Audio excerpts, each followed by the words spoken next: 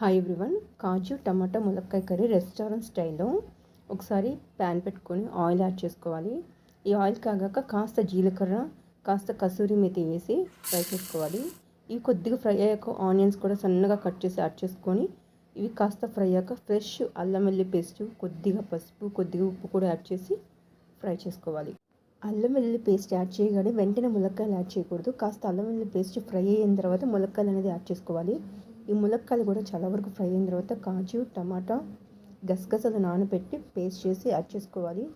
ఈ పేస్ట్ కూడా కొద్దిగా ఉడికిన తర్వాత మీగడ పాలు అనేది యాడ్ చేసుకోవాలి. మీ దగ్గర ఫ్రెష్ క్రీమ్ ఉంటే ఫ్రెష్ క్రీమ్ కూడా యాడ్ చేసుకోవచ్చు.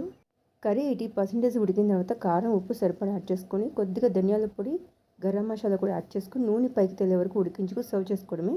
ఈ కర్రీలోకి ములక్కాయ కూడా లేతగా ఉంటేనే చాలా బాగుంటుంది. రెస్టారెంట్ స్టైల్లో చాలా బాగుంటుంది. వీడియో కనుక నచ్చితే లైక్ చేయండి, షేర్ చేయండి, సబ్స్క్రైబ్ చేయండి. Thank you for